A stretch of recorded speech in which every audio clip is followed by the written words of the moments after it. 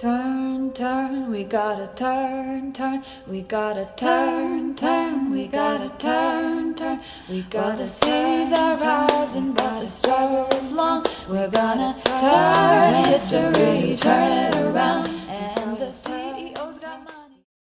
Okay. Okay, well, There you you don't, you won't need a whole lot from me. I'm Mary Hansen, and I'm the chair of the Seattle chapter of Western Washington Fellowship of Reconciliation. And really happy to see you. And hope that you will enjoy tonight's meeting as much as the ones we've been having for the last couple months as joint presentations with the Mike Yarrow Peace Fellowships. And our first speaker tonight, first presenter, is Haley Pruitt-Ham, who is a former Mike Yarrow Peace Fellow herself. She's also been a trainer with the program, trained a whole lot of other Mike Yarrow Peace Fellows, and as often I've enjoyed having Kaylee sing at both our meetings and also down at the Folklife Festival. I'm really looking forward to her song, and she's carrying on the tradition of her grandfather, Paul, who always did our meditation at the beginning of our Seattle chapter meetings. So Haley, take it away. Thank you so much, Mary.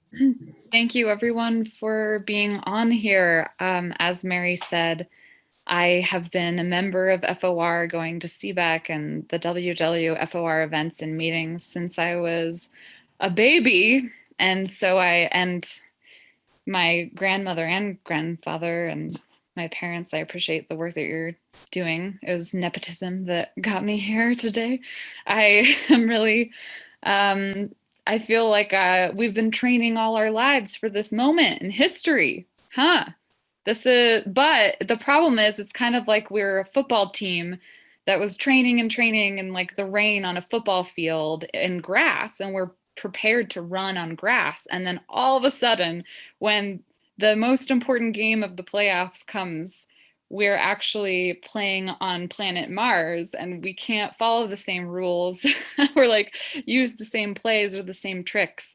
So I'm really, really excited to hear from Rivera and everybody who's part of this training on how to really rise up to the occasion in this special elections this year and use nonviolent strategy in the creative ways that we can without necessarily being able to gather it in the ways that we're used to. So I'm going to share a song that I actually wrote in 2016, which maybe you remember that year.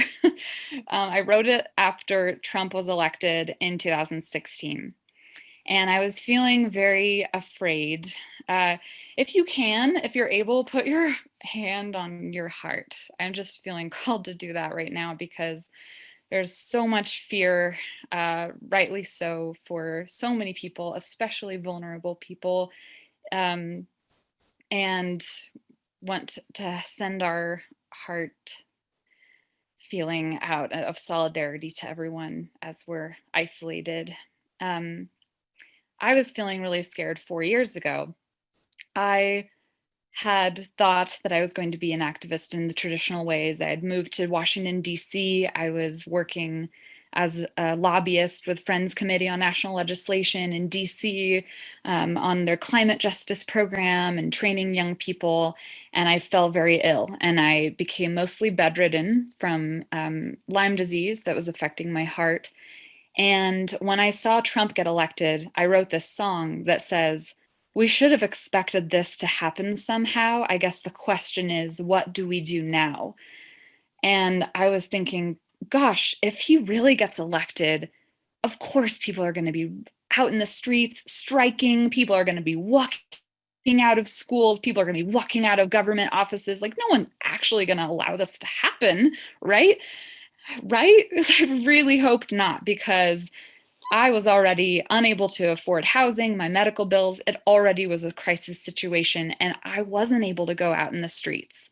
I could barely open my eyes, keep my eyes open 5 minutes a day, or sit upright on my parents' couch for several years. And that I was just hoping that the people who were able to go out in the streets would, and people did. But now that none of us are really able to go out in the streets very reliably, what can we do? What can we learn from the canaries of the world, people who are disabled, who have had to get creative and do virtual lobbying through video lobbying or light projections? What can we learn from our ancestors and people who have come before us, people in the AIDS movement who made it a death sentence to get AIDS, and instead now, it is supported and researched, and people who are in the civil rights movement, the Southern Freedom Movement. What can we learn from people who have come before and rose to the occasion of meeting these huge challenges in history of authoritarian regimes? So that's what this song is about. It's called Disobey, and you're welcome to sing along. And it just features some archival footage of movements that inspire me, such as the moment when Bree Newsom tore down the Confederate flag from the flagpole in North Carolina, or the moment when Buffalo were riding across the site and Standing Rock, where Indigenous activists were protesting the proposed fossil fuel projects. And so just enjoy. Hopefully I'll share my screen and it'll be successful. And then I'm going to introduce our very special guest and trainer, Rivera Sun. So here's the song Disobey.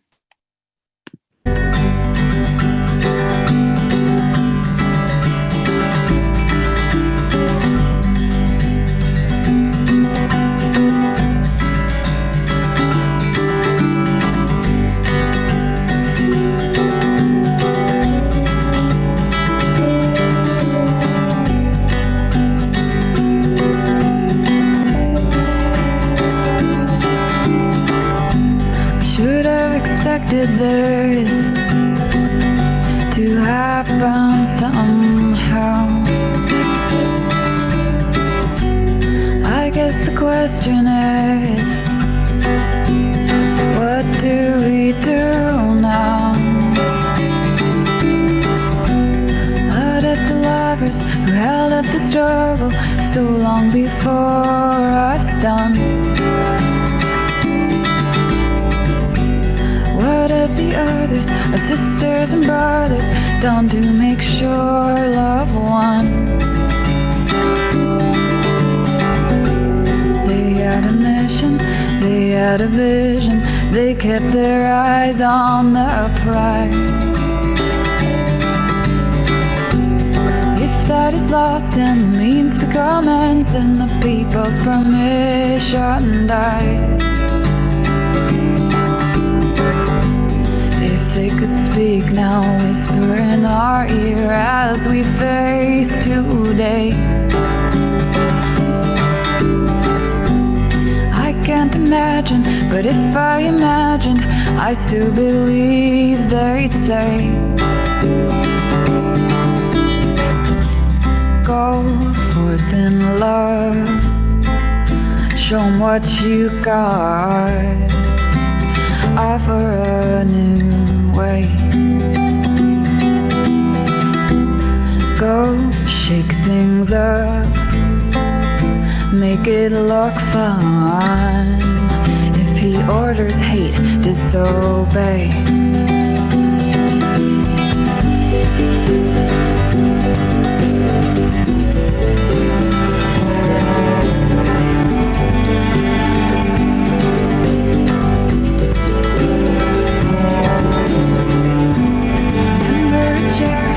Only so sturdy as one of four legs that hold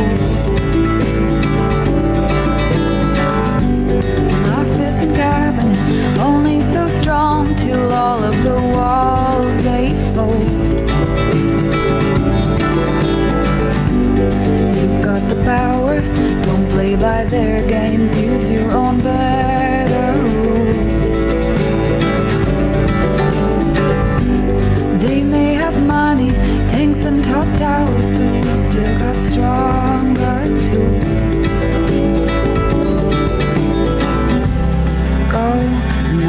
good time, convict the crime, expose greed in the light of day. Go shake things up, we've had enough. When he orders shoot, disobey. When he orders hate, disobey. When he orders shoot, disobey. Love is the only way.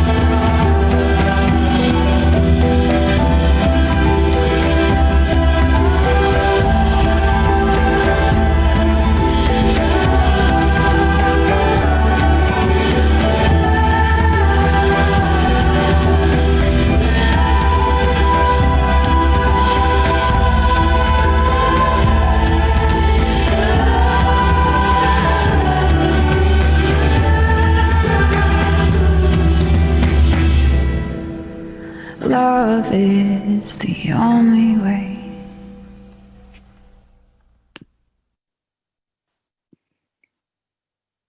Thank you. I'm sure a lot of you recognized a lot of the actions there. Who recognized the Kai activists that were stopping the Shell oil drilling rig? Yes, thank you everyone who was involved with that.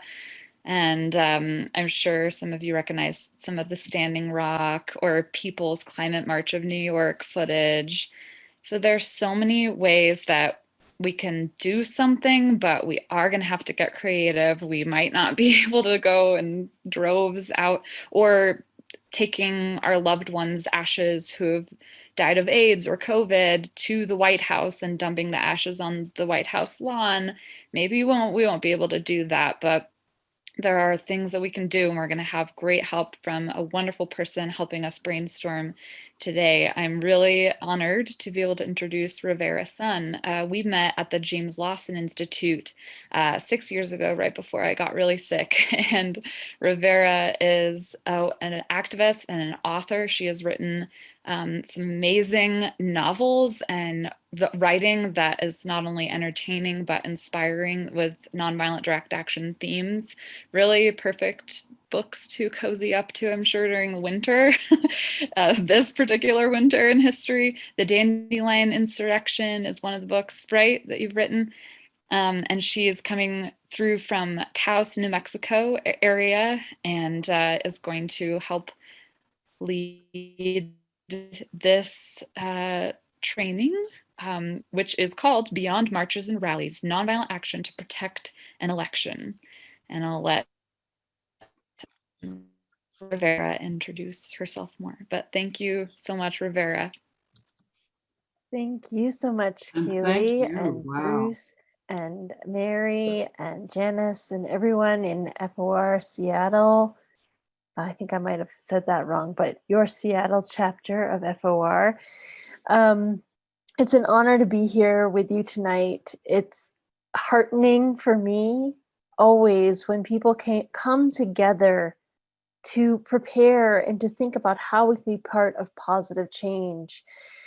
I've been training people in strategy for nonviolent movements for just a little over 6 years. And, you know, I happened to write this novel that people love, The Dandelion Insurrection.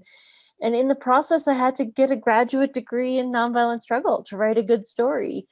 And what happened was, as people asked me to come do book readings, I said, only if we do a workshop, and I pass on some of the tools that come to us from many of those movements that Kaylee featured in her amazing song video that actually made me tear up and cry. So thank you, Kaylee, for that. And, you know, over the years of teaching this toolbox, I've really gotten to see how this knowledge helps us be more effective, be safer in the work that we're doing, be more creative, and, get some wins under our belts, which is always a nice side effect of all those other things, right? So let me just ask you to do a quick hand raise because I can see your faces on my screen. How many of you are worried about the elections?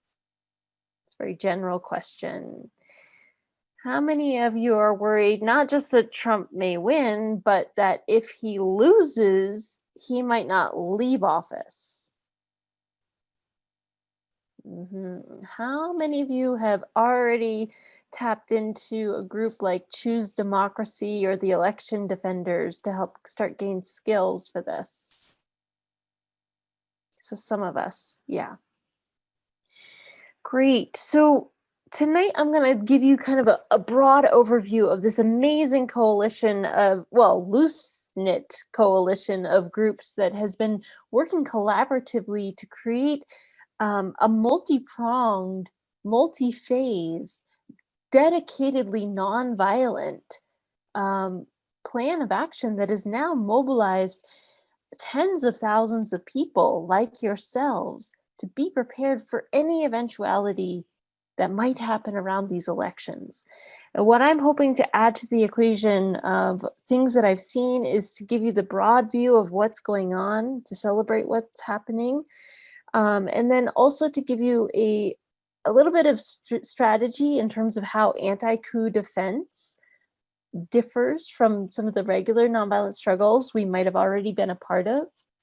And then to look really closely at the nonviolent toolbox and pull out tactics that we can use at every step of the way that can help us achieve our goals, but also can take into consideration the fact that we have 3 very good reasons for prioritizing emptying the streets and shutting things down versus filling the streets and just protesting. Those 3 good reasons are the pandemic, it's a pretty good reason, the police repression that has been growing and becoming more widespread in recent months, and the threat of alt-right violence. Now, there are things that we can do on the ground in the street to de-escalate everything but the pandemic. There are things that we can do to adjust how we protest for the pandemic. But fundamentally, acts of protest and persuasion are not going to be enough to stop someone like Trump from stealing power. So we want to make sure that our tactics that we're using include acts of non-cooperation and perhaps some acts of intervention that, we can talk about those later, but especially to emphasize acts of economic non-cooperation. We know that those can be powerful in our situation and that we can do them from the comfort or strangeness of our homes. All right. So I'm going to share my screen and just give you an overview of all the amazing things that are happening.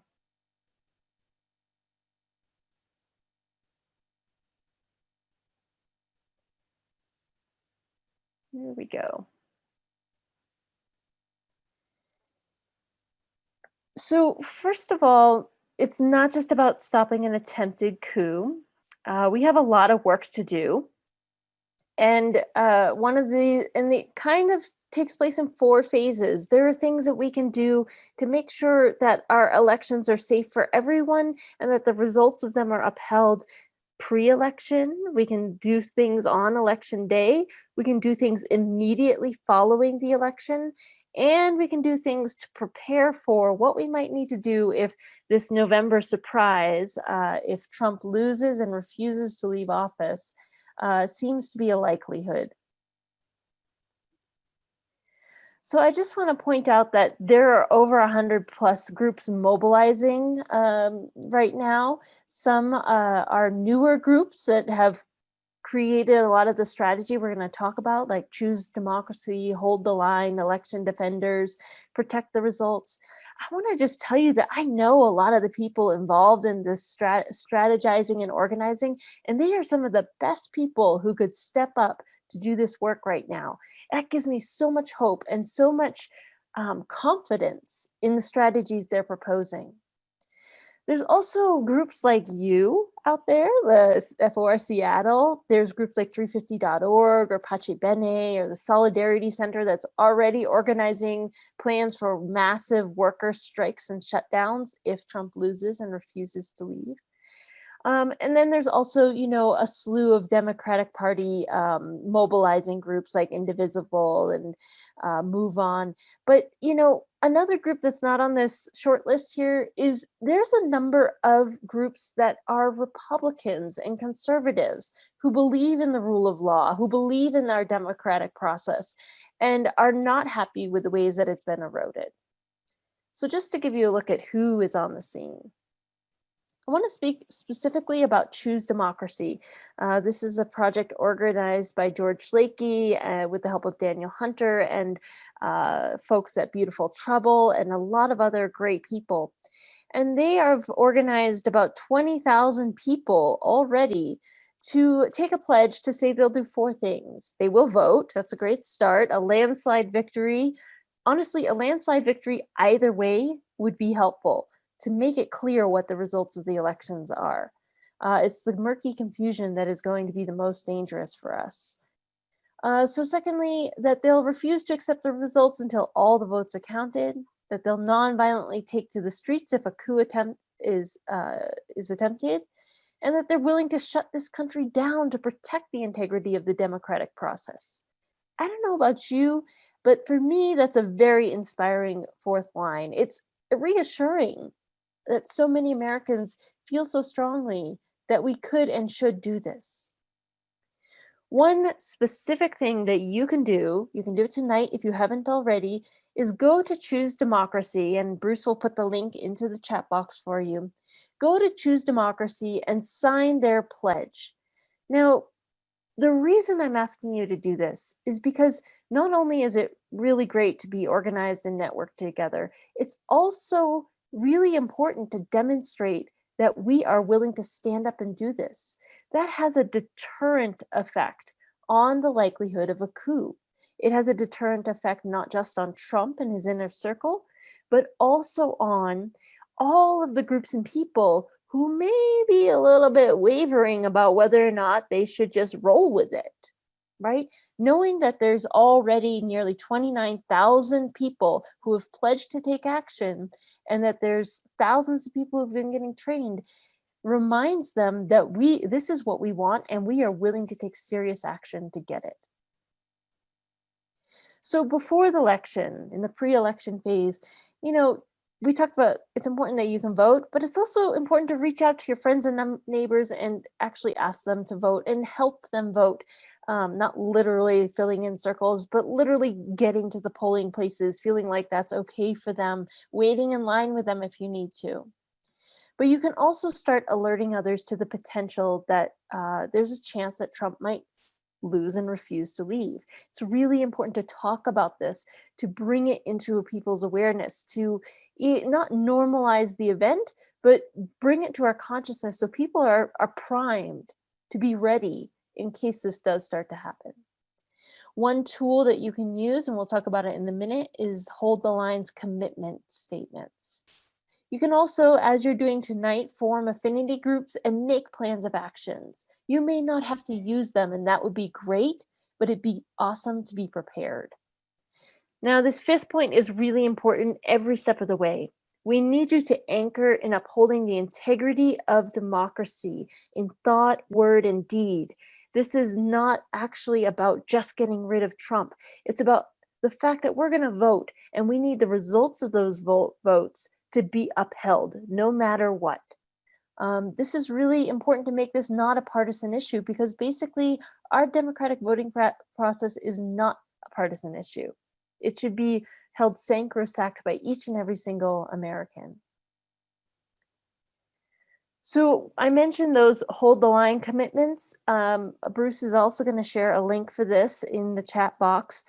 But these are documents that you can take to police and military, to public officials, and to media as well, and ask them the very simple, actually not controversial request that they will pledge to uphold First Amendment rights and the fact that people are using them to ensure that the votes are counted and the results are upheld. This is a great organizing tool that you can use via email. You can use it via phone call, via text message, any of the channels that are open to you online.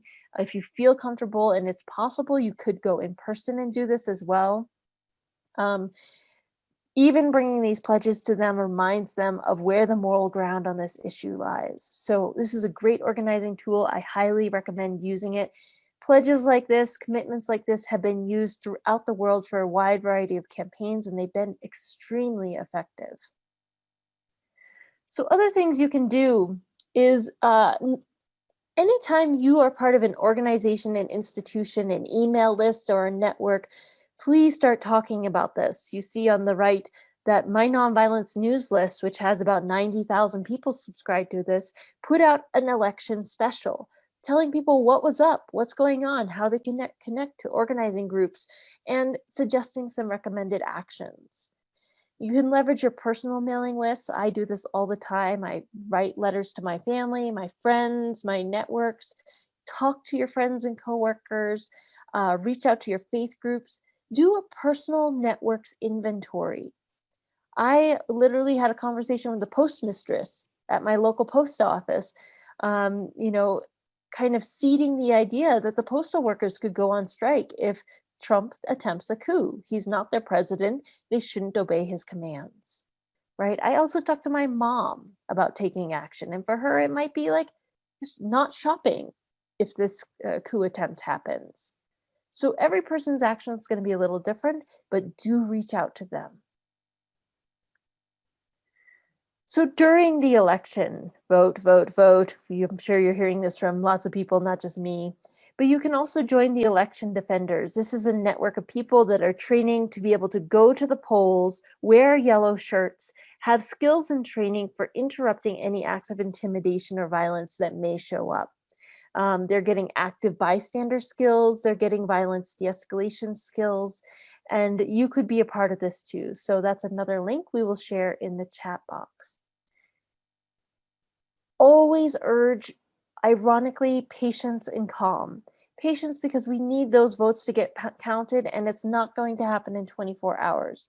So we don't want a hasty and early declaration of victory for anyone. We want the democratic process to be upheld. And also stay calm while you're saying this, right? We don't need to be chicken littles. We can be pragmatic, focused, grounded, and organized in really powerful ways to be prepared for any eventuality. So immediately following the election day, November 4th through, let's say, November 6th or 10th, again, remind people that it'll take more than 24 hours to count the votes. Insist that all votes be counted. One group to look at really importantly is to push the media to report accurately and counter misinformation that they may be churning out, especially among your friends and family and even people who really don't agree with you. Urge calm and clarity.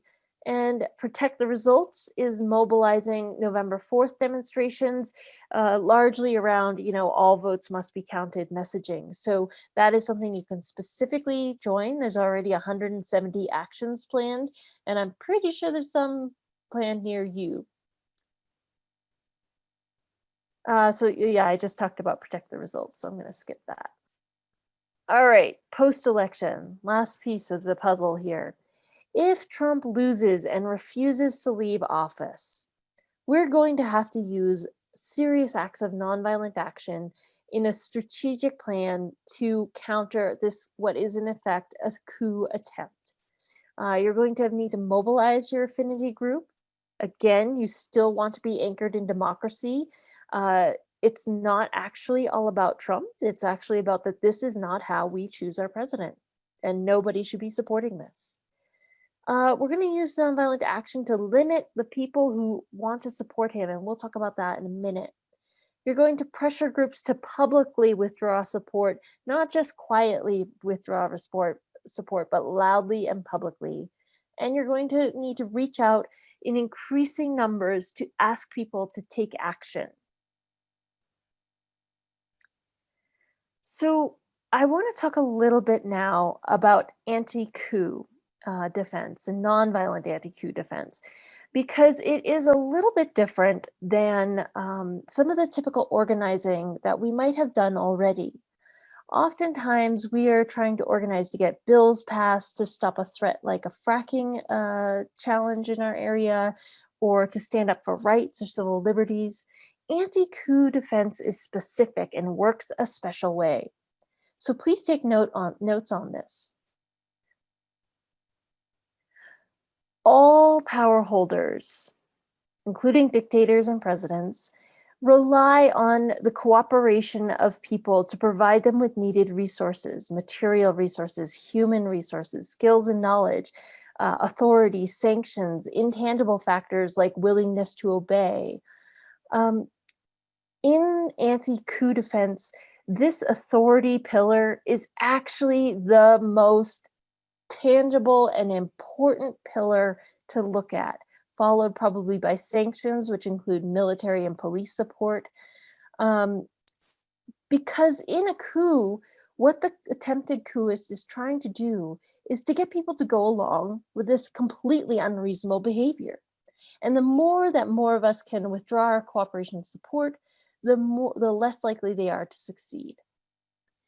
So groups that offer these types of support include media, governments of all levels, local, town, council, county, bureaucracies like the BLM, students and universities, businesses, religious groups and faith groups, public figures and celebrities, workers, suppliers, bankers, financiers, the military and the police, the NGOs, and more.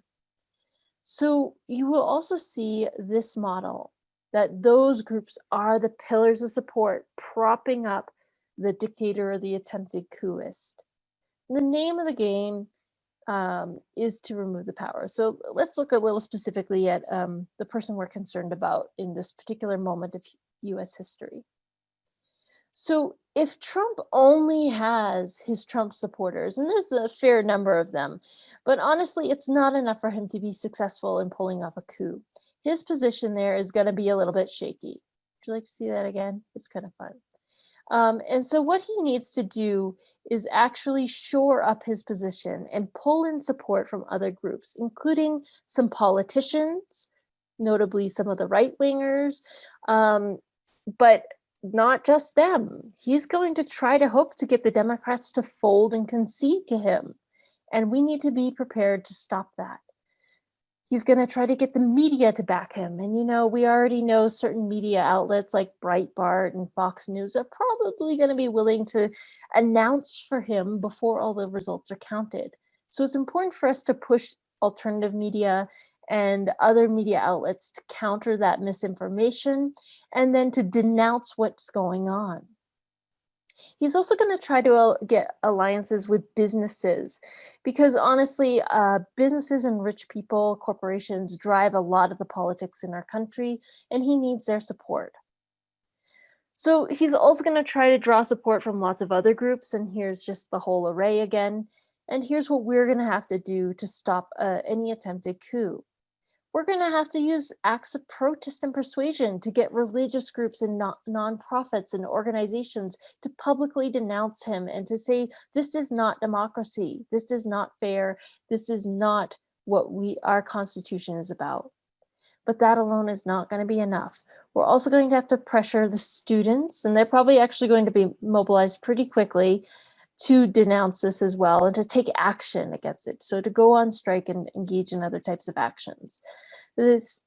We also need to think about economic non-cooperation, and many workers are already planning to go on strike to put the economic pressure onto the businesses to withdraw support from any attempted coup that might happen. We can augment that by organizing a boycott or a mass general strike, including a shopping strike. We can also protest and use other types of actions to pressure media and politicians to publicly denounce this attempt and to align themselves with what is in our Constitution and the democratic process. And what happens when all of this starts to happen is Trump's position starts to become less and less strong in this scenario, and ultimately his coup attempt fails. That's a very reassuring little slide, isn't it? I want to see it again. So just to be even more clear and more specific, key pillars that we're going to need to look at: the media. We talked about this. We need it to be clear and that they won't call it for Trump. We're going to need the politicians to not sell out and concede. We need them to stand up for the constitutional process of democracy.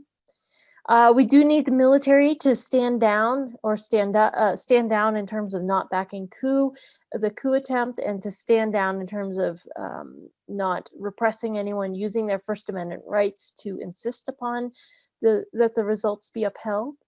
We're also going to need them potentially to be part of the groups that publicly denounce this, and to warn that they and other security forces, and we have so many of them in the US, would be willing to exercise their duties to remove him from the Oval Office if needed.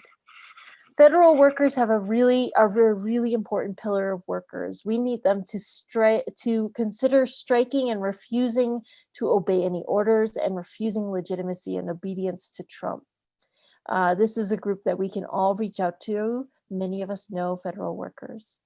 Businesses, again, we really can pressure them with economic non-cooperation to make it costly for them if they're tempted to back Trump.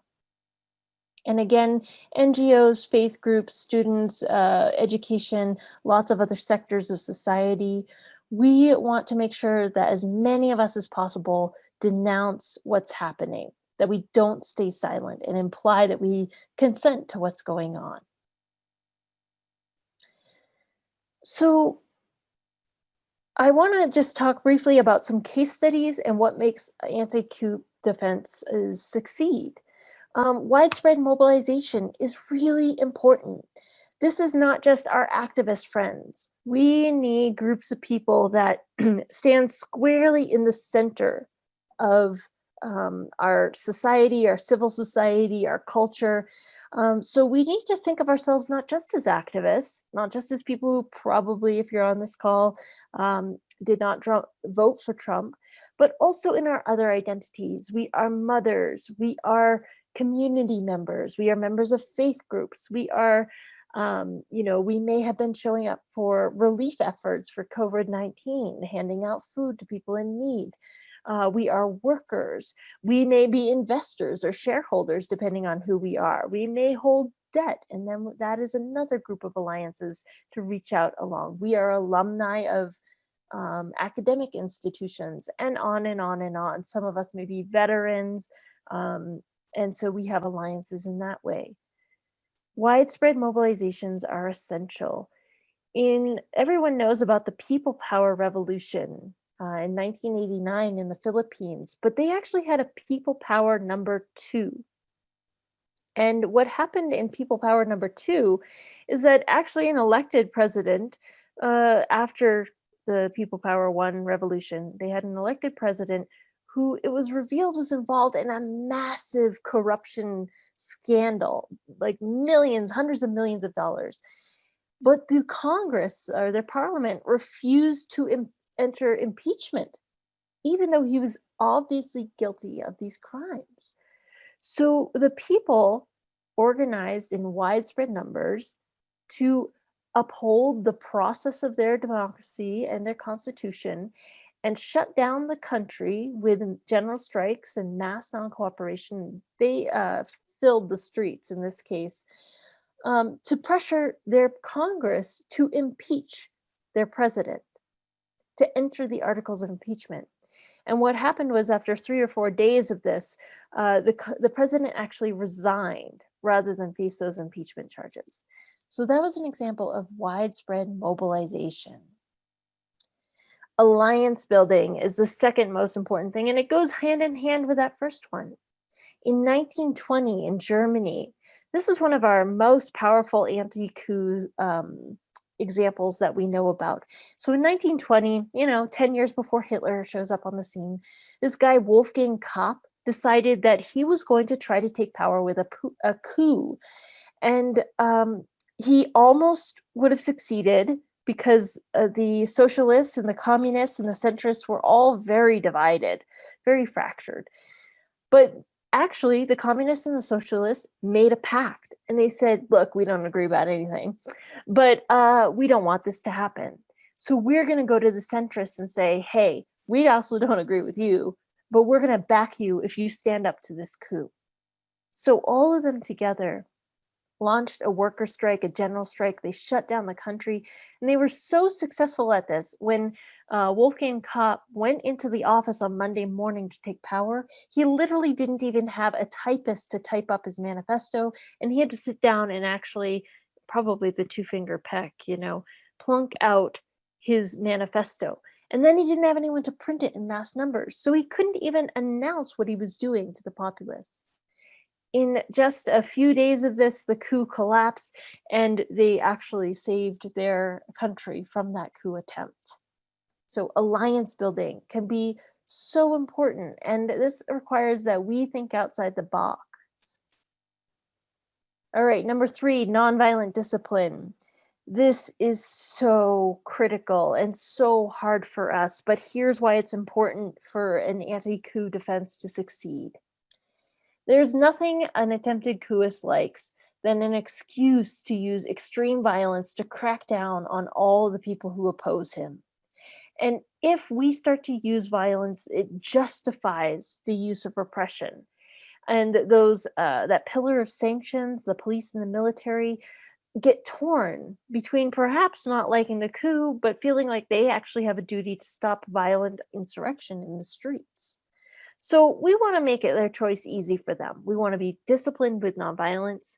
We want to keep ourselves actually more safe by using disciplined nonviolence.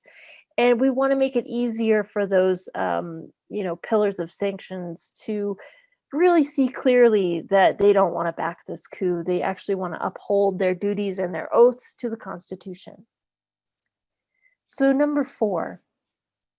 This is the most important thing about anti-coup defense: the refusal to recognize illegitimate authority, the refusal to cooperate with it, the refusal to show up, the refusal to say it's okay.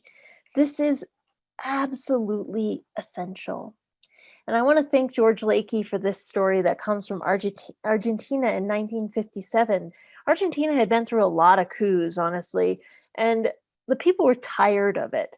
And when this most recent coup attempt happened, they saw the generals marching to take over, and they went to the army barracks, and they directly said, we need you to stay here, to not back your generals, to refuse to obey them, and to refuse to show allegiance to this yet another coup attempt. And they were actually successful in pulling that off. The army didn't back the generals, which takes a bit of courage for the army, by the way, and the coup attempt collapsed. So refusing to recognize illegitimate authority is essential for stopping a coup attempt. And, for me personally, I'm that age where my very first presidential election was the 2000 election. And, in some ways we could say that was almost a coup attempt. I mean, I'm willing to say that out loud. Because George W. Bush was not elected by either the American people or the Electoral College. He was appointed by the Supreme Court when they stopped the vote count in Florida, and they allowed the nepotism of the Bush family to throw an election in Bush's favor. Now, for George W. Bush during that election, he got authority from the governor of Florida. He got authority from the Supreme Court. He got authority when the Democrats conceded. He got authority when the media started saying, okay, it's going to Bush. He got authority when we all went along with it and didn't take to the streets and shut things down and say this is baloney. So do you see how this works? We've been through this before with Bush. It went terribly. we might be at this crossroads again, and we want to do this story differently. So thank you all for listening. There's one more piece of this that I'd love to introduce, because we've talked about strategy, we've talked about key points, and I want to make sure we talk about what tactics we can use. We want to look at dispersed but effective tactics, and I'm going to just share 30 tactics really quick with you, so take notes.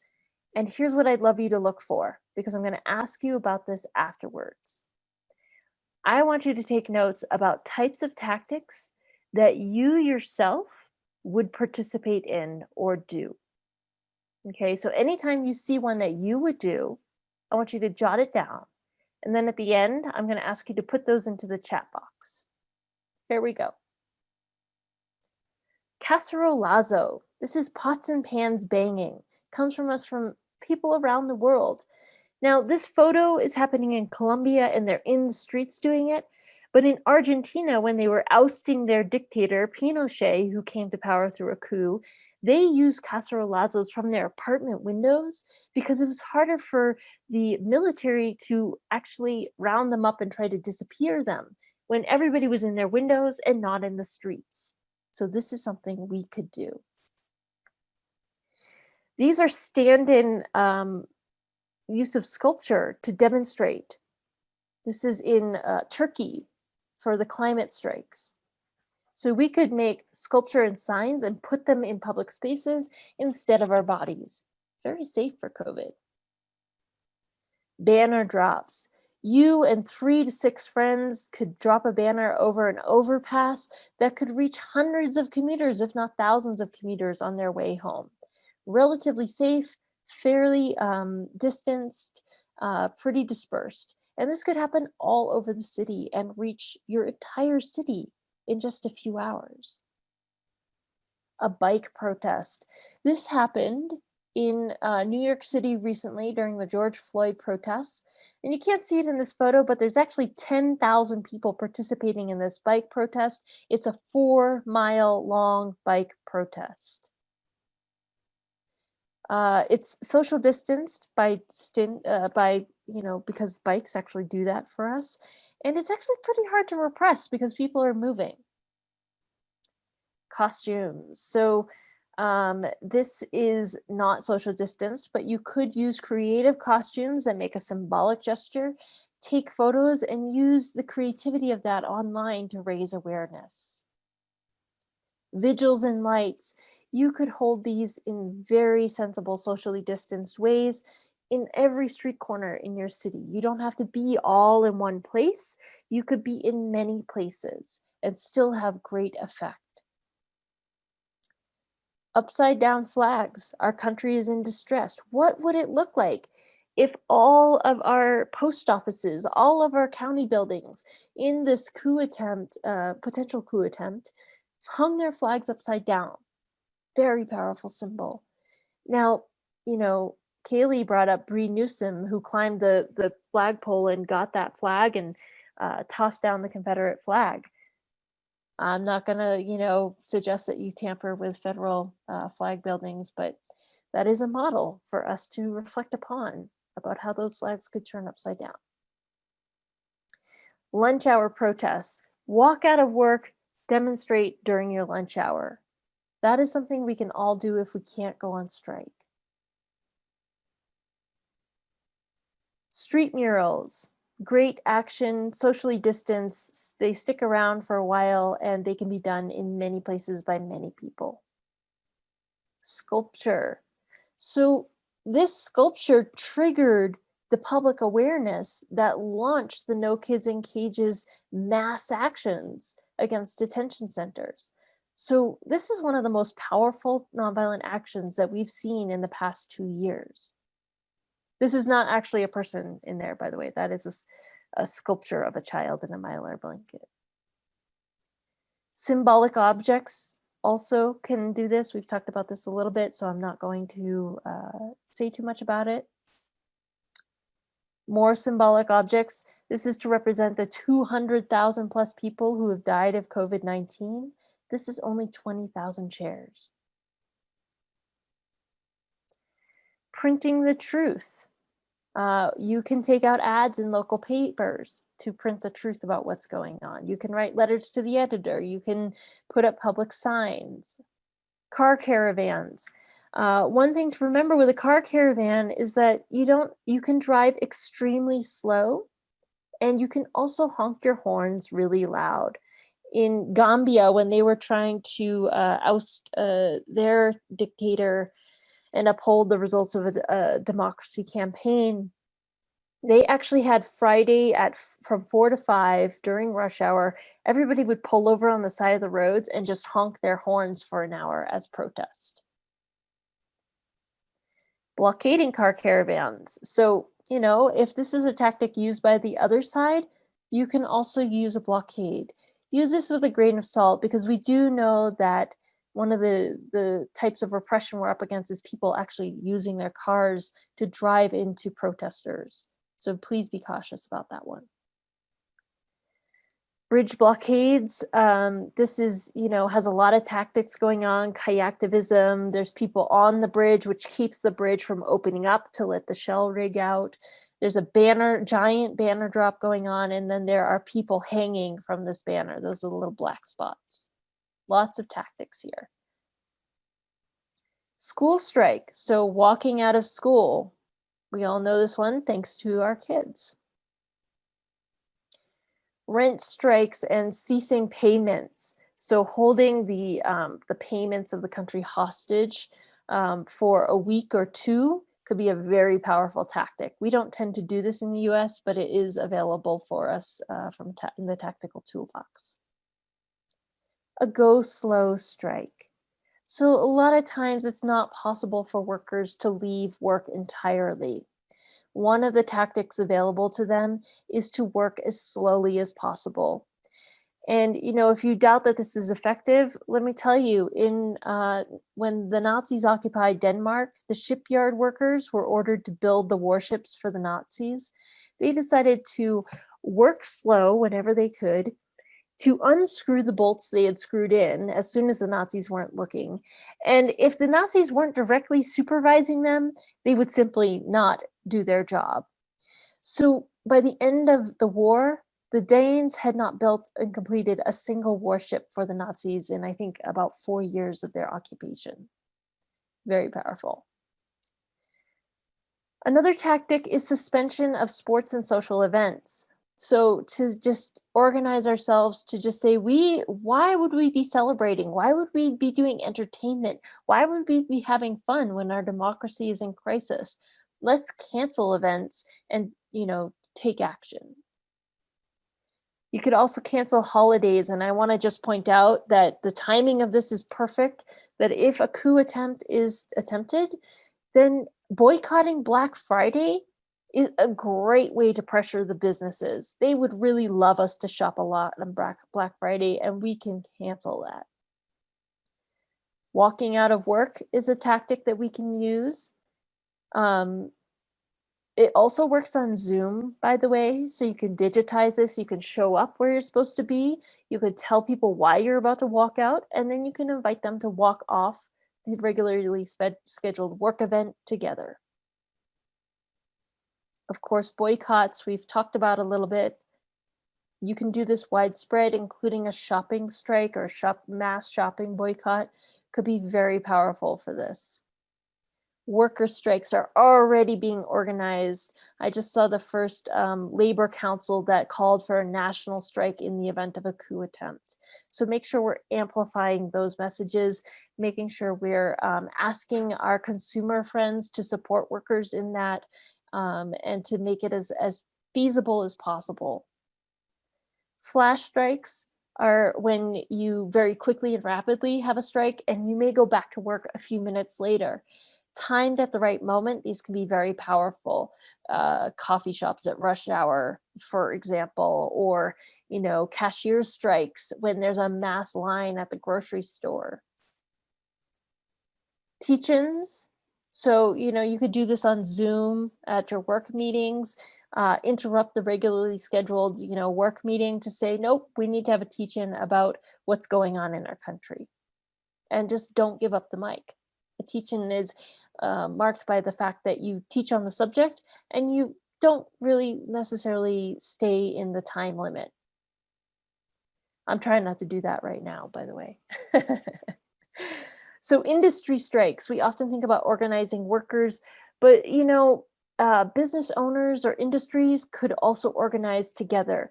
There's no reason why it's only workers who could do this. There's lots of reasons why industry to industry could talk to each other and shut things down. I, for example, am a novelist, and I could talk with all my fellow writers about not publishing our books on Amazon or not selling books during these weeks. There are things that we can do in all of our industries to network together and create mass action. So these are workers in the Ukraine who are forbidden from going on strike. So they very cleverly are not striking in this photo. They're just having protests, but they happen to be having them inside the mine for 30 days. And they refuse to relinquish the mine, which effectively has shut it down. This has been very powerful. Poland's solidarity campaign regained workers' rights from the Communist Party in the 80s by occupying the factories and refusing to come out of them. General strike, you hear this word a lot. In this particular circumstance, a general strike call is a really sensible idea. And if you hear that call, please amplify it to everyone you know. Everyone can participate, especially stop shopping. This is something that US citizens have a really bad problem with. Like, it's hard for us to do, but it's so powerful when we do it. So lastly, I want to talk about designing your street actions. If you are going to take action in the street, there are ways to design them to be very effective and powerful, but to also maintain nonviolent discipline. This is a photo of me. I'm over here on the left, kind of standing in front with red hands.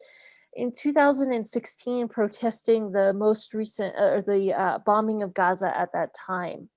We remade Guernica, which is the famous Pablo Picasso painting about the bombing of Guernica during the Spanish Civil War. This version features images that were coming out of Gaza at the time. We have red, we're wearing black for mourning. We have red on our hands to show the US complicity. This demonstration took place at our local Saturday farmers market. Now, the Taos Farmers Market protests are usually pretty tame. This one pushed a lot of buttons. We had people call the cops on us. We had people screaming in our faces. We had people threatening to punch us. That they were so upset. So it was a bit unusual for us. But we put a few things in our design that helped us maintain discipline. First of all, I had a woman come up to me and tell me, I am not committed to nonviolence, and if someone gets in my face, I'm gonna deck them. Palestinian rights are so important that I refuse to stay nonviolent on this issue. So I had to make a call as an organizer about what to do with this. I could kick her out of the demonstration, but instead I handed her a drum. And I said, I need someone to beat a tempo, boom, boom, boom, as we slowly process in silence around the farmer's market. And at each corner, we're going to stop and we're going to slowly lift our hands. And I want you to pick up the tempo. So boom, boom, boom, boom, boom, boom, boom, boom, boom, boom, boom. And then in the silence, we'll lower our hands again. And when you hit the drum again, we'll start walking forward again. We're going to do that 4 times. But I need you to do this, right? So here's this person who, if someone gets in her face, she's going to deck them, punch them. But she can't, because now she has a critically important job for the success of the entire drama of the entire protest. And, the other thing I did when we started to get heckled was I ran up and down this line of protesters and I said, let's do a silent protest. Let's be totally silent. And what that did is it took care of the fact that we hadn't done our training. We weren't prepared to counter the heckling in a good way. But it gave us a tactic to use that was powerful and effective and helped us maintain our discipline. So if you're going to go into the streets, think about the design of what you're going to do, and if there's a way to design discipline into your demonstration. If you need help coming up with designs or figuring out direct actions for this, there is actually a resistance hotline you can call from our friends at Beautiful Trouble. I hear you can also call Bruce and ask him all your questions. So, you can use one or the other. We'll make sure this gets in the chat for you. And lastly, just to conclude and summarize, there's 10 key points to protecting the elections. And this has been a whirlwind tour, but these are the 10 things that I'm thinking about. First, let's get out the vote, because a landslide victory, a clear victory, is really going to help us actually avoid a coup attempt altogether. It's also going to help us be really clear if we need to. Defend everyone's right to vote. Join those election defenders. Remind people that counting will take time, but talk to people now and prepare now for contingencies.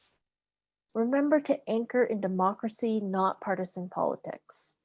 Even though we're dealing with a particular person who's a particular problem, it's really about the fact that he's violating our process.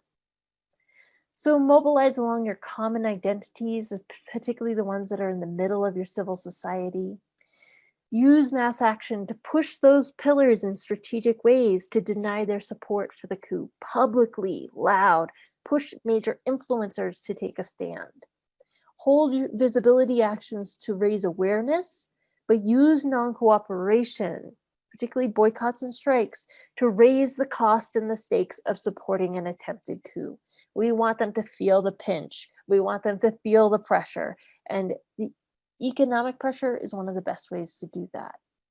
Other people in the coalition of groups that are working on this will focus more on how to pressure legislators. So be sure to tap in with what they're doing and listen to that. I specifically focus tonight on other pillars because I know we're not talking enough about them. So I'm going to stop my share now and just thank you all for listening to that. I hope it was a helpful summary. I hope it wasn't too much information. And what I'd love you to do as we take a deep breath is just to pop into the chat box any of those tactics that you heard that you would be willing to do, maybe even excited to do. So go ahead, take a minute to do that.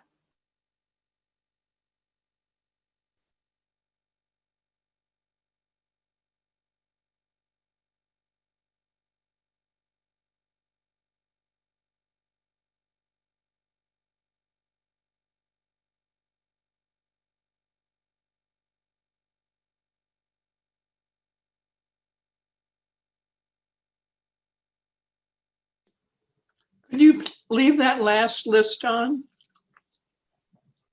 The last screen in the screen share? The 10 options. 10 I only got points. 5 of them. Yeah. How about I pop those into the chat box for you? You can, oh, you're writing down on your paper.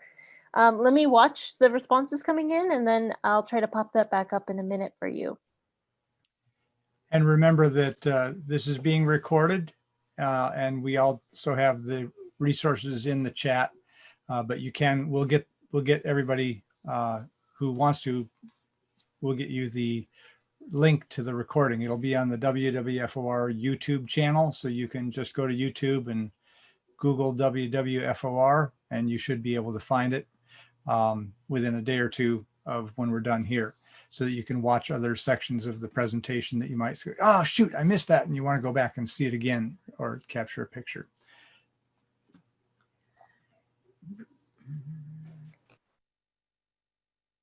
Yeah, wonderful responses coming into the chat. Thank you all so much. Yeah, keep putting those in.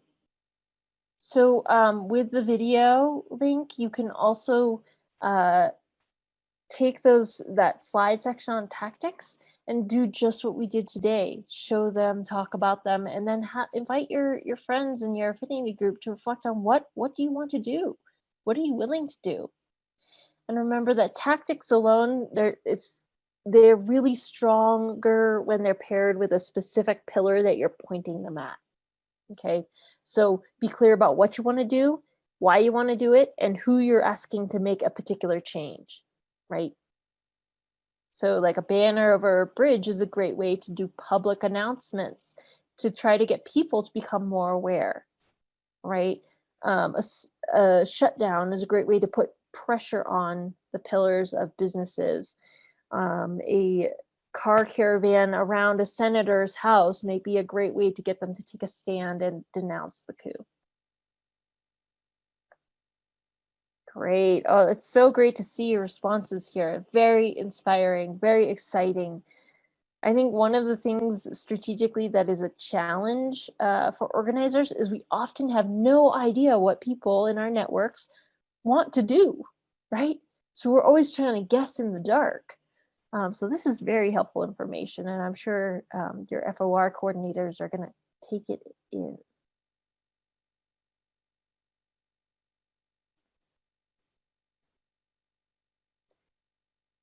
So I'm going to hand it back to you, Bruce, because I think we're at that time. I want to thank you all for listening, and I do encourage you to follow up on some of those links and to feel like I hate to feel excited about a potential coup effect, but it's way better than feeling scared and in despair. And I do hope you got the impression tonight that actually nonviolent action has a really pretty powerful track record at this kind of thing. It's really actually quite powerful, and we have a very good theory of how to use nonviolent action to stop a coup. So I'd love this, first of all, I'd love this to be a totally boring election. I'd love Trump to lose personally. That's my personal opinion. And in the event that something does terrible happen, I hope it's one of the most inspiring things we live through, where we, the people, stand up unequivocally for the democratic process. And I hope you can anchor a little bit in that courage and in that clarity through these tumultuous times.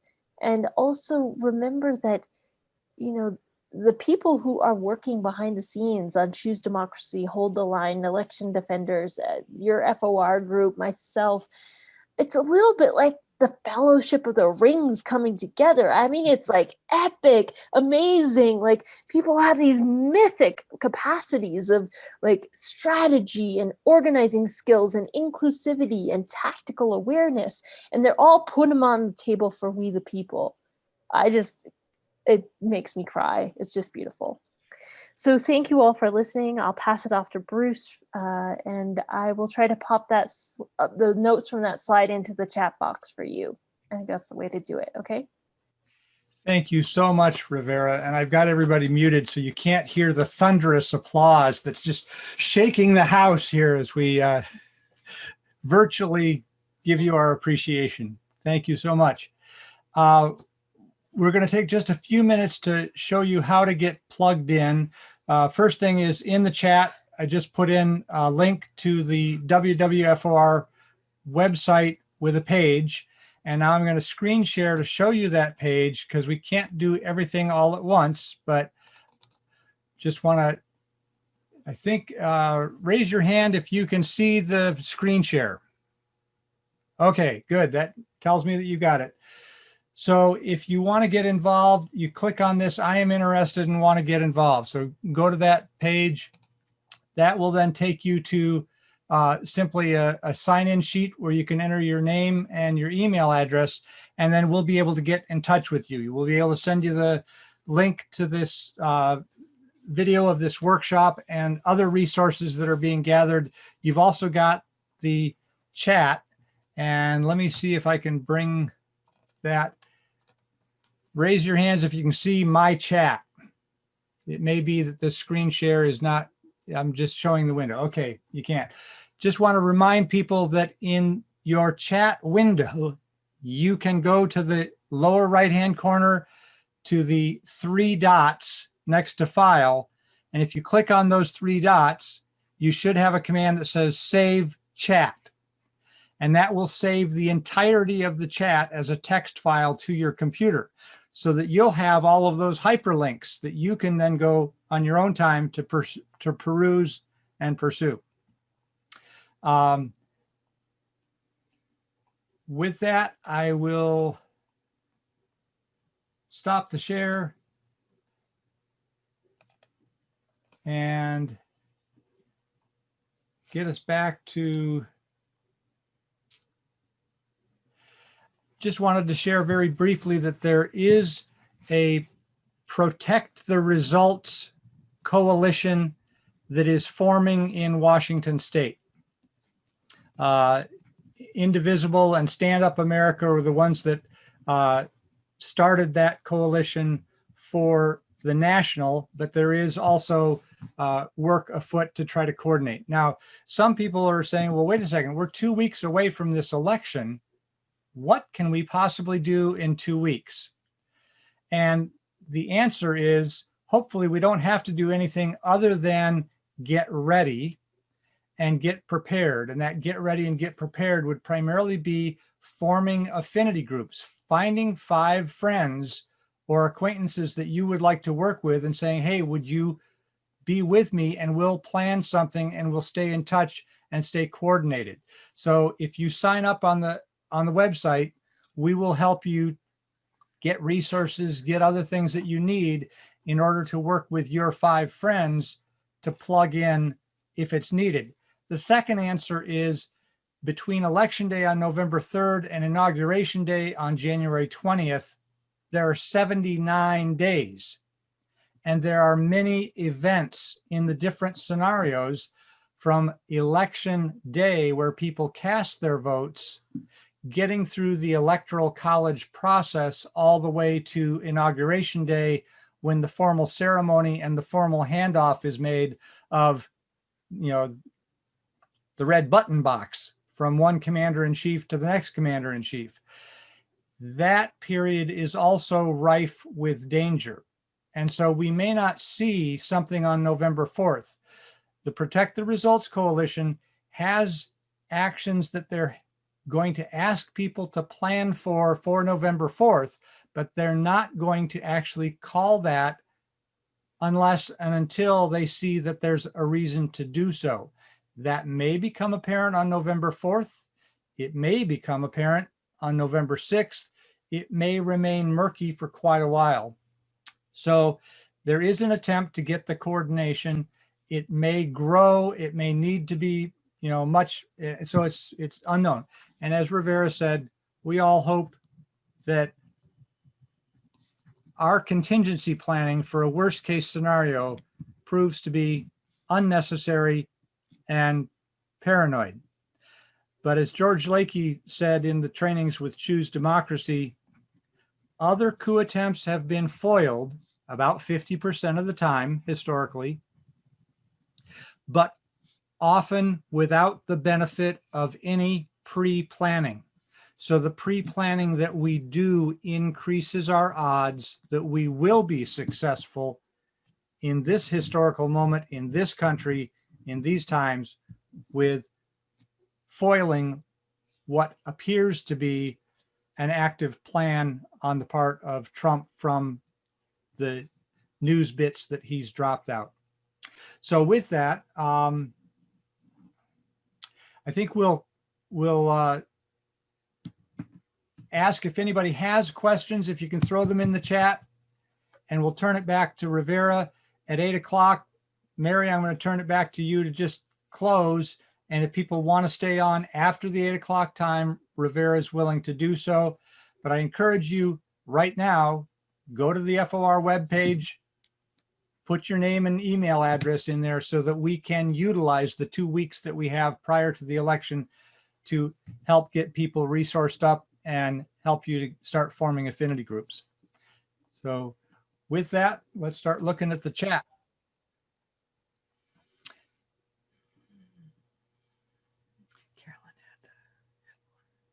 And Jonathan, you've got something there. I'd like to show people how to find the chat transcripts. So yeah, if you want to take the screen share and do that, that would be fine. Yes, just let me get it up here. There it is. Can you see it? Yep. Okay, just search on your computer, probably in the documents file, for a folder named Zoom, like this. And then I've done this many times, so you can see there are lots of files in there. Each one of these is the chat series segment from one particular presentation. So So you click on the name, it looks like that, and then you click on this file, it will open up, and here you will see the chat. So it's basically 1, 2, 3. You just have to know what to look for. Is that enough? Okay. Oh, could you say that again? Sure. You search on your computer, probably in the documents section, for a folder named Zoom, Z-O-O-M. When you open that up, this is after you have saved the chat. You should see a file that looks like, let me show you one more time.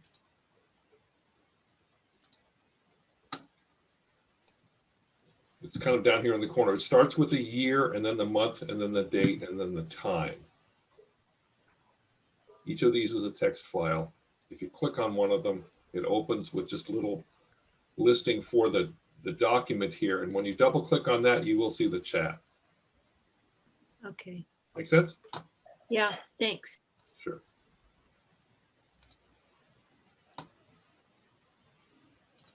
And we're trying to monitor the chat. Rivera, if you see questions in there that you want to jump to while we're waiting for more questions to get in there, I'm going to ask Robin Hodges, my other daughter, if she could come off mute and talk about the neighborhood children vote parade idea that she is organizing as a different kind of family-friendly tactic. And Robin, are you there? I am. All right, take it away. So we actually just kind of, my mom and I got the idea from my dad and made it happen, where we were thinking it would be really nice to get kids and parents involved in kind of the last ditch effort to publicize hey, this is the right thing to do. We're involving our children even in it. And we're going to have a kind of a Halloween costume parade type thing starting at the playground in Green Lake. And we're just going to take a little, jaunt around the trail basically for all those toddlers and end basically where there is the Green Lake drop box for the voting pamphlets for your ballots. And we also have a little printout that we will, of course, have copies for kids to do their own little voting, and then they can put it in their own little paper box there so they can be a part of the vote. So this is going to be happening the day after Halloween. You would get to use your costume twice. Great bang for your buck, and get your kids involved in doing the right thing. So it is 3:45. We're going to meet at the playground. Everybody needs to have masks, of course, stay socially distanced. And if you're worried about kids being around and playing on the playground, you can always come at 4 when we start, just actually promenading 6 feet apart, single file around. And we're hoping that since it's such a, crazy place with so many people walking, they will think how cute these kids and even get more publicity about what we're doing. So come one, come all, and spread the news to all your friends that have kids. And if you need any, if you have any questions, I can go ahead and put my email in the chat. And here is on the WWFOR website, if you go to programs and then go to vote parades, you'll come here. And again, a button that you can press to say, hey, yeah, I'd like to get plugged in. There may be people here, Robin, that aren't from Seattle or from the North Seattle area. This is something you can organize wherever you're at. What we found was that when we notified TV broadcast about this, they went, oh, wow, that's great. That's exactly the kind of story that we want to, broadcast the day before election day, a whole bunch of kids that are doing, ballots. So it has some publicity potential beyond just the people that are having fun with their kids the day after Halloween. Yes. And we do have King 5 coming, I should say. So if you don't want to be videotaped, we're going to be there with King 5. Hopefully we will have enough people to make it newsworthy. So please get the word out. And so Rivera, we do have some questions in the chat. You want to take some of those? Yeah, absolutely. So Marty, thanks for the question about what group or groups is working on rebalancing after the hopefully defeated coup attempt or none.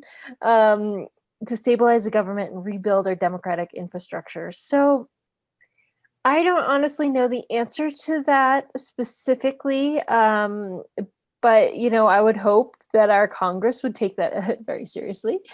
Second, I would hope each of the parties would hold themselves accountable for looking at who was really willing to back this and who wasn't. But then I think to answer that in a deeper way, I think this country needs to seriously emphasize how we are going to diffuse the extreme polarizations that we are experiencing right now. How are we going to deal with the fact that the massive engine of social media and online algorithms is polarizing us intentionally because it sells things? These are serious questions that even transcend a potential coup effect. But I would hope that FOR in particular would take this as a very critically important piece of the work that they have a 100-year history of doing, and say, how do we organize these better angels discussions or across the aisle conversations, or how do we make sure that we interrupt the cycle that got us in this mess to begin with? I would say that even what we're organizing right now is one of the most robust defenses of the notion of democracy that this country has seen in a long time. And I would add that, follow-up work that should really be done is really looking critically at our election system, looking at every place where votes went awry, every place that had a 10-hour waiting line, every place that they put one drop-off location in a 500-mile county. And perhaps consider national legislation push to outlaw these things, to not leave it up to states' right, to say we the people have a right to vote, and to not have this nonsense going on. That will take someone who's way more interested in those particular details than me, but I do agree that this needs to happen. So Mary, you asked about David Dumke, I'm not sure I said that right, and Common Power, and I don't know the answer to that. So if you find out, tell me. Karen, you asked if the bike protests are organized. I'm not sure how to answer that, but I could say in brief that many of them start a starting point and a time, and people show up. I don't know that there are some organized for this right now. The ones in New York happened with Black Lives Matter and were organized ahead of time and may even still be going on. I'm not in that network, so I don't know. Ooh, Patty Lyman and Ron Kaplan said, I can lead bike protests. I love it. So what else? Ooh. I love some of the comments that are coming in here.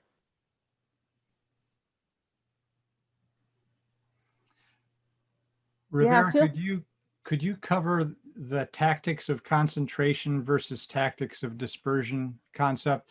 I think Paul Oldenkamp's comment is apropos on that, which is when we think of protests or demonstrations, we think of a lot of people all in one place at one time in the streets. And you wrote an article, when emptying the streets may be safer than filling them. It seems appropriate because it does seem like we're going to have a lot of people that are going to think, well, let's just take to the streets.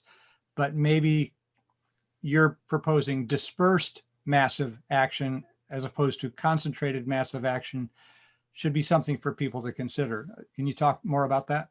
Yeah, absolutely. I think this is critically important for our country right now. We have a bad habit, first of all, to believe a mythology of change that goes something like this. If we just shout loud enough, change will happen. If we just shout loud enough, change will happen. And that is completely not how change happens. Historically, it has always taken acts of non-cooperation and intervention to change the power dynamics of the situation, to raise the stakes of continuing the same way, and to get to a point where concessions are made. So that's the first piece of it, is that, mass protest is important. It raises awareness, but it's often not enough on its own to get the changes that we need. And certainly in this situation, it is not. So That's one reason why we talk about acts of non-cooperation. Second of all, in the US right now, we have a really hard time maintaining or even seeing why nonviolent discipline is maybe useful. So when we do mass open call protests, and there will be lots called during this period, undoubtedly, the likelihood that we will lose discipline is pretty high. And, you know, for many reasons, some of us may simply not be able to participate in that kind of an unknown environment, right? And we shouldn't feel like that's the only kind of action we can take, or that it's even the most effective kind of action we can take. Honestly, if you went and organized, you know, half your city to boycott and go on shopping strike, it'd be far more powerful than organizing them to do a one-day protest, right? So dispersed actions versus concentrated actions. Concentrated actions are when we concentrate our bodies in one place. Dispersed actions are the opposite, where we disperse our bodies. In Sudan, they recently had a nonviolent revolution, and they were doing mass protests in the streets. And the military regime of the dictator cracked down and killed 100 protesters in one day. The very next day, they emptied the streets. They have photos of this completely, nobody in the streets, completely emptying it.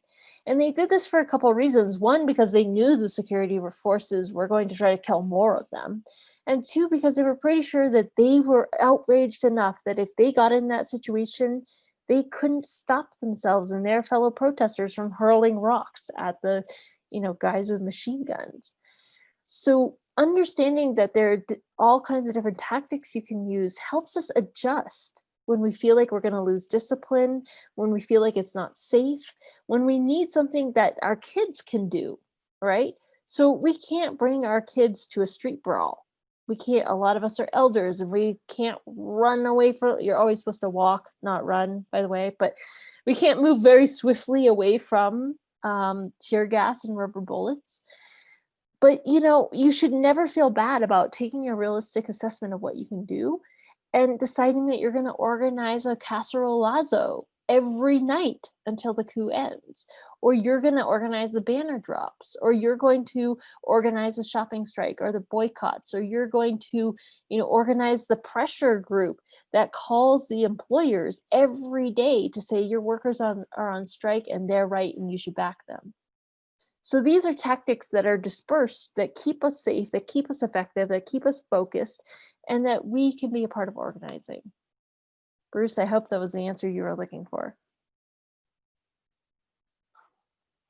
I'm a big believer in emptying the streets, by the way. I am like a low risk protester. I'm very, very willing to think strategically, and I really do not like the idea of being in the middle of a street brawl.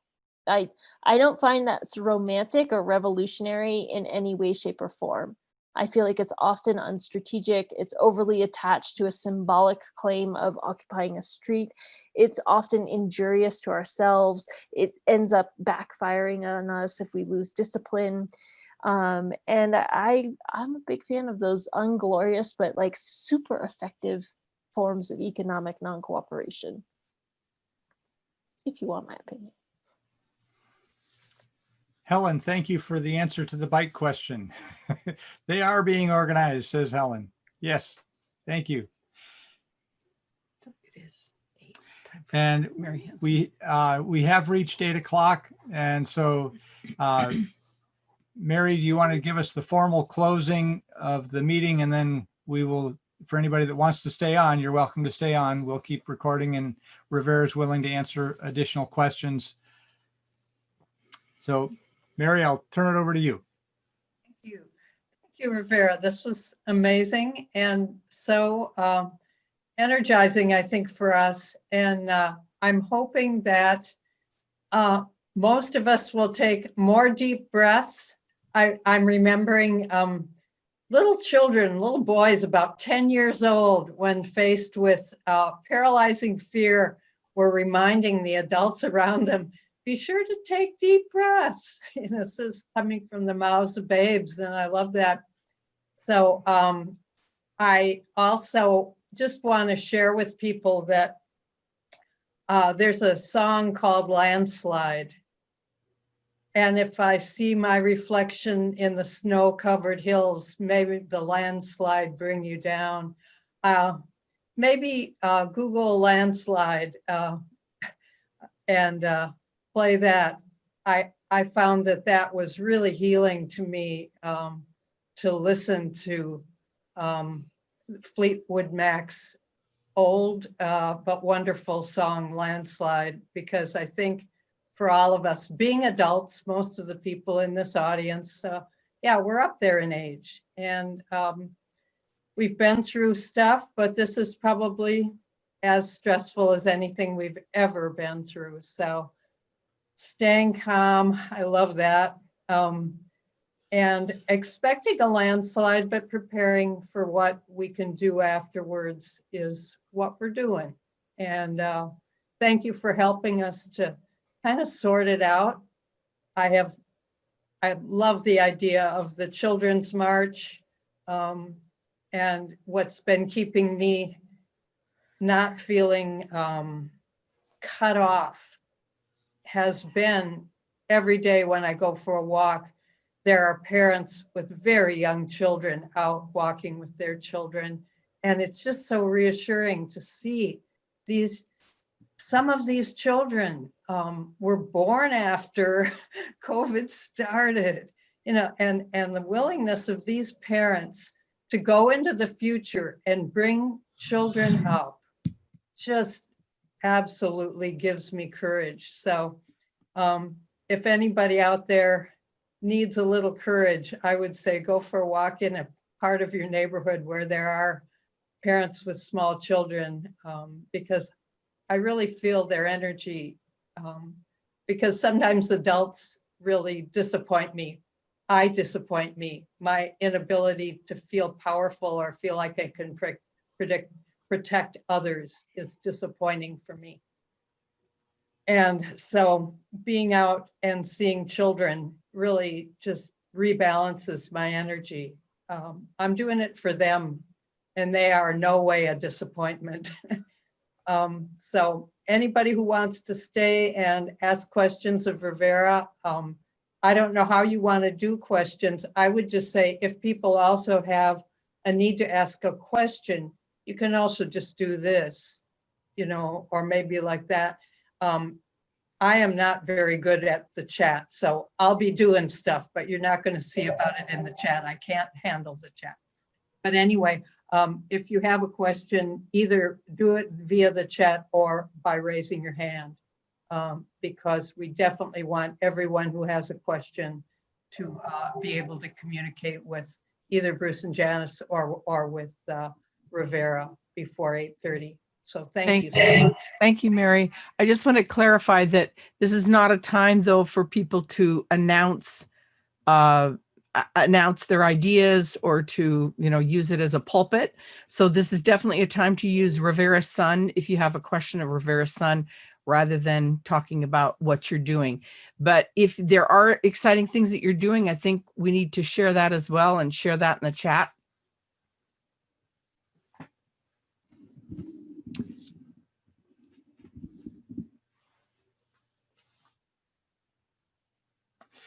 Rivera, you had mentioned federal workers being kind of a key constituency in terms of withholding cooperation. I was noticing on, I think it was one of the electoral websites, that Washington, D.C.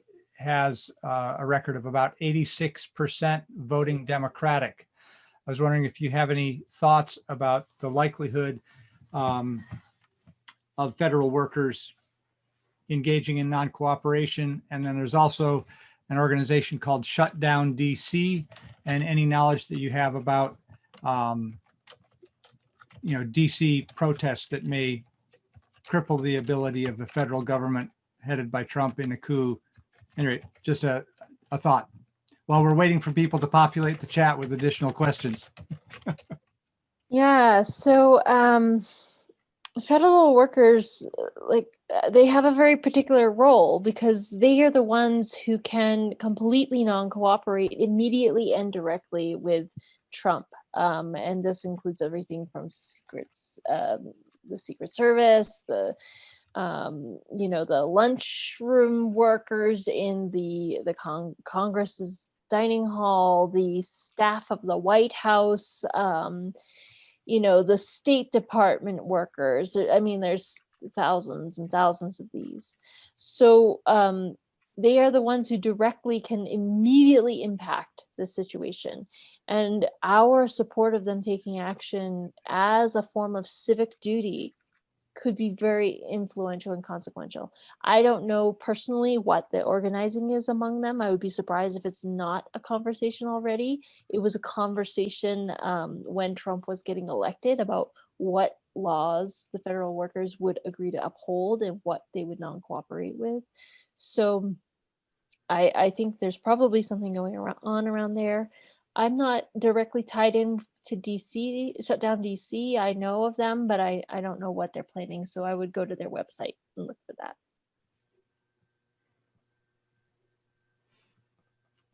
that. So Jonathan asked about the government worker unions. I don't know the answer to that directly, but I would strongly encourage like all of us to start asking them, like just email them. What are you going to do? Because they'll come up with something. Useful tactics for rural areas. Yeah, that's a great question, particularly if you're in a less democratic area. I mean, less like Democratic Party area, more Trump supporting area. That's when, you know, it's super important that your messaging is about the Constitution, upholding the Constitution, upholding the integrity of the elections, respecting the vote. The way you frame this is super important. It's not actually about ousting Trump so much as it is about the integrity of the elections and the fact that this is the Constitution. And honestly, using nonviolent action is using the Constitution to defend the Constitution. It's using your First Amendment to defend pretty much the rest of it. And there's a lot of people who think you need the Second Amendment for that, but I don't actually believe that. But that's another story. So yeah, and I would say if you are organizing in an area where, you know, there are a lot of alt-right, and that describes a lot of areas in the country, please be aware that this is a serious concern, is what the alt-right will do. And, you know, that's why dispersed tactics are really helpful. It's really hard for them to stop a Cacerolazo from your windows. It's really easy for them to plow into a march with their car. So, you know, this is why I'm teaching so much about this right now, is so that we have this whole toolbox available to us. How do you suggest that we reach out to centrists? Don't think many of the protests are persuasive to them. Yeah, so that's where those pledges from Hold the Line can be really helpful, because they are really well written to appeal to our common principles and to really reflect that many of these people take their oaths and their civic duty fairly seriously. And so it's all framed in that. So also, you know, thinking about types of actions for those groups that invite them to the game, to the table, you know, those are options. That was very vague, but I don't have like a super clear tactical choice for you right now. Please let me know what you come up with.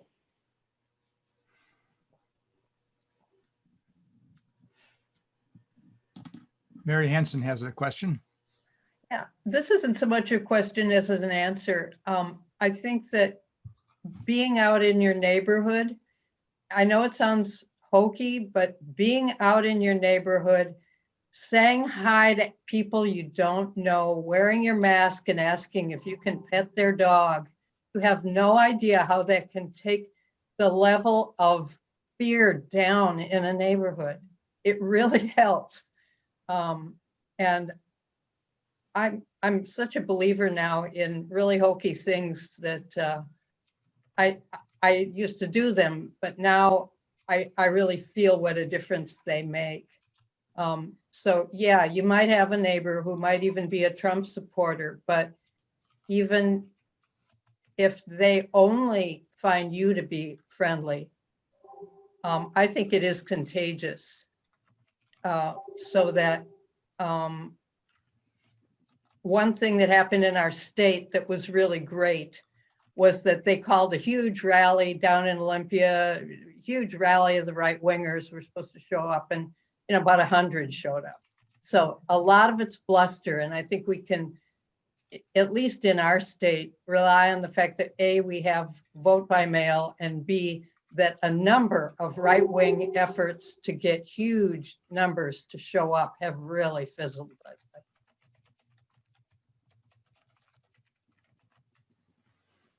Thank you, Mary.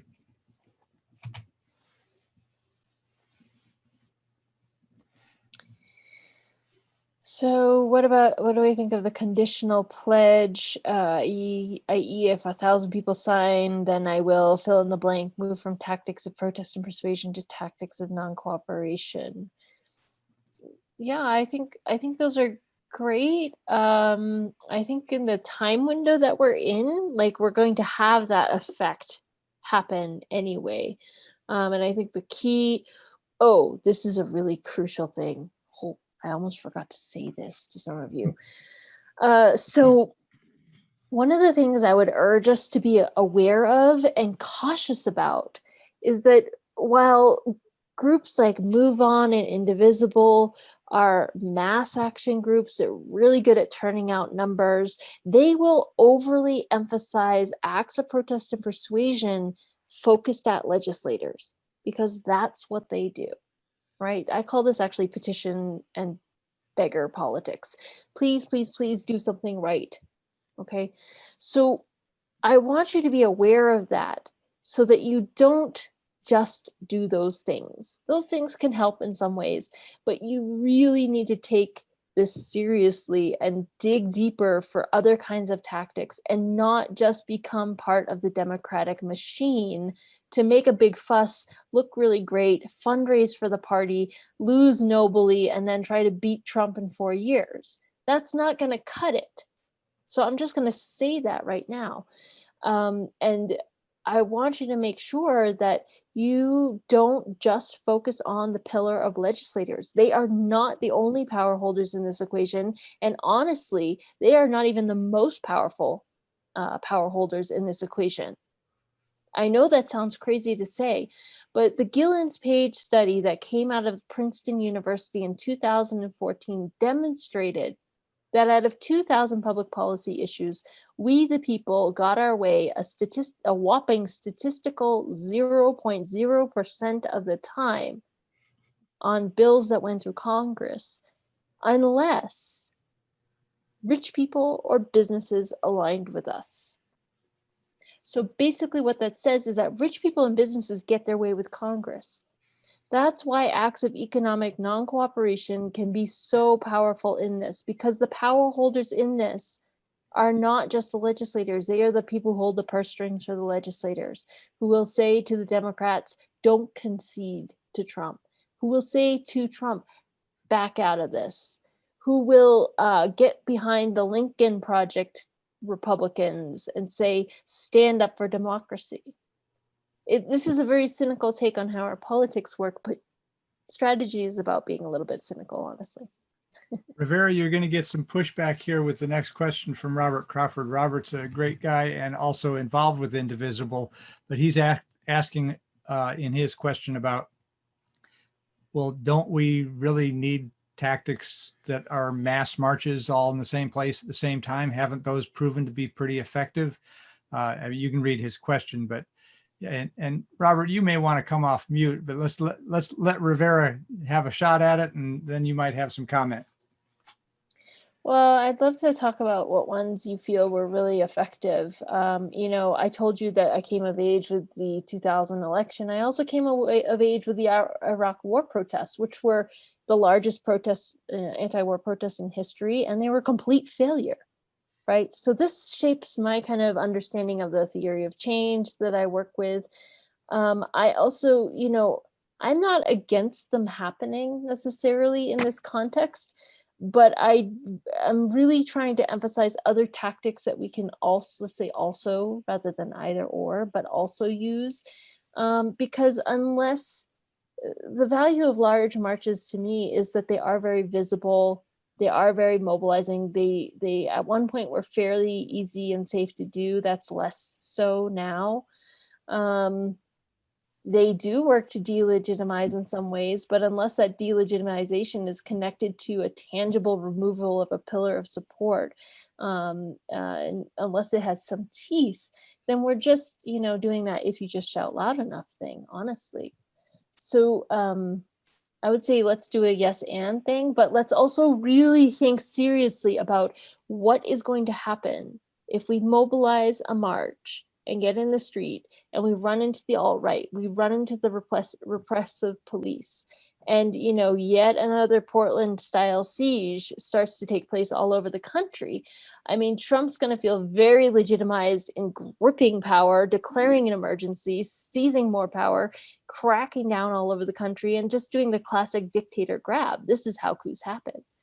So I'm trying to do my part in the broader network of groups to make sure that we are a little more skillful with the tactics we're using, that we have more options.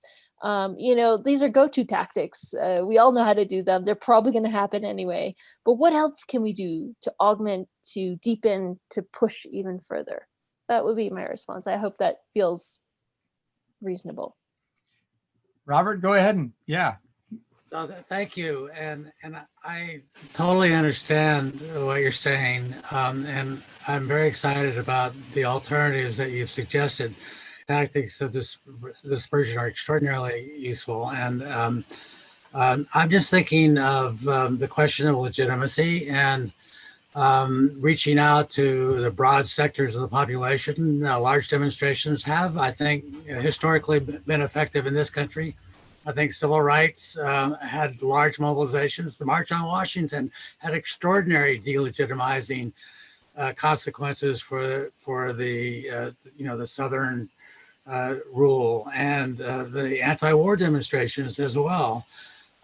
In Germany today, there have been large mobilizations against the far right in Germany that have brought in all sorts of people from various structures of power. I understand the worries, the risk are real. I'm just thinking that perhaps these mobilizations need to take discipline, nonviolence even more seriously, as well as other security measures like blockades for cars entering areas and things like that. So I'm just reinforcing the voice for large mobilizations along with these other things. Thank you. If we had large mobilizations in the proportion of the use of the March on Washington to the hundreds of other non-cooperative and intervention campaigns of the civil rights movement, I'd be all for it, right?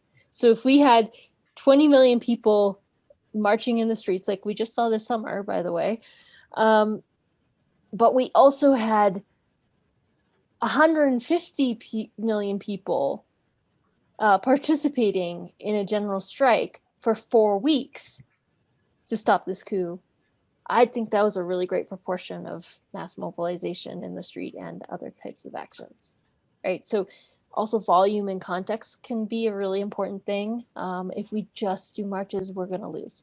I want to say it just bluntly, like the Iraq War. So let's use them wisely. So, real quick point on an action step here locally. The Portland Peace Team, or 5 members of the Portland Peace Team, will be leading a training next week, Sunday, 6:30 to 8:30, called Basic Peace Team Training. And Rosie Betzall, who is with Jonathan, or was with Jonathan there, was one of the key organizers for the Washington Peace Team, which had been around and active for a while. I bring this up here simply to let you know that that event is coming up, but also because in the discussion between Rob and Rivera about mass protest where we're all gathered at the same place, remember one of those 5 things on the list that Rivera had is we need to maintain the nonviolent discipline. And the mass protests have been difficult to maintain that nonviolent discipline when there have been violent flanks either from the right or the left. But FOR's efforts would be to try to get more people trained to serve as peacekeepers in those kinds of actions in order to maintain that discipline and make sure that those are peaceful protests. The other thing that we've thought of is that we would offer that service, but only if there is an explicit nonviolent code of conduct by the people who are organizing the protest, that we wouldn't just be a service for anybody, but that would help people who are planning those kinds of protests to make it very clear that they need to be nonviolent by all participants, and that anybody that is not acting nonviolently is simply not with the protest. With that, I think I'm going to call 8:30 because we're just done. Rivera, any Bruce, last words? Paul had a question. I'm not sure if you saw him waving his hand. Hi. So, okay, Go Rivera, ahead. real quick here then. I guess my comment was that even in a couple of the examples you gave in your talk, like the Argentine example or the Weimar Republic and stuff, those were actions by coalitions of people acting in the streets to do that. They weren't using a lot of alternative tactics here and so on. And I think the studies of the anti-coups have showed that having a large sustained public response is the most important kind of success factor for succeeding in an anti-coup. So that's why some of us working on these efforts and so on think that that has to be maybe the first thing that we institute if there are inappropriate actions taken after the election here. But are also knowing that we have to have alternative tactics available, and we have to be agile in terms of responding to circumstances that we don't know what's going to happen there, but you know, things could change, that some other tactics are going to be necessary after that. So that's where I was trying to phrase the question in the chat. It's real hard to kind of convey it sensibly on that, but that's what Rob and I are kind of involved in. And one of our difficulties is we think a lot of the real action isn't going, that we need to oppose isn't going to be in Washington state, but we need to somehow convey some kind of pressure to other parts of the country. And so having something that is large scale and gets noticed in the press here and so on could exert some of that pressure where that we don't think is going to be as necessary here just locally. Anyway, that's kind of some of what our thinking is. I don't know what you would think about my comments here. Yeah, I do agree that there have been mass actions that have been very powerful and effective in anti-coup defense. So I don't discount that. And several of the stories that we shared, the Argentine story in particular, used mass like interpositioning, nonviolent intervention. But I would say the Weimar Republic coup, while there were mass mobilizations, one of the key strategic principles of that was the non-cooperation with the government, which was a dispersed action, right? And the general strike, which was also dispersed action. So, without those two things, would mass mobilizations in the street have done it? That's the strategic question to think about and weigh. But you guys are smart, like I can give you my opinion. You can sit there and wrestle with it and think it all through and come up with brilliant tactical approaches. So I have 110% faith in all of you. So I appreciate this conversation happening, and I am going to give you one more resource, which I think you two might know about, but Gene Sharp actually wrote a great little pamphlet that you can download called The Anti-Coup. And it is really very clear. It's maybe about 90 pages or less, and it's a great evening read right now, and has a lot of case studies in it too.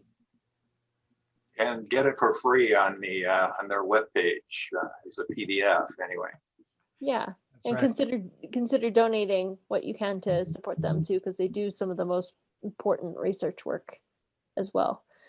But yeah. Rivera, with that, I think I will bring us to a close. You have done a marvelous job and packed in a huge amount of information and resource in a very short time. So thank you all. And again, if you want to get involved, go to that website, click on the thing and plug in. We'll get you plugged in. Thank Yay, you. Rivera. Yay. And I will now end the meeting. And or- anybody can donate to your website, right? To the work that you're doing. Thank you so much for the work you're doing, Rivera. Thank you. Turn, turn, we gotta turn, turn, we gotta turn, turn, we gotta turn, turn, we gotta the seas are rising, but the struggle is long. We're gonna turn history, turn it around. And the CEO's got money, but our union is strong. We're gonna move history, move it along. We're gonna turn history, turn it around. We're gonna turn history, turn it around. We're gonna turn history and turn it around.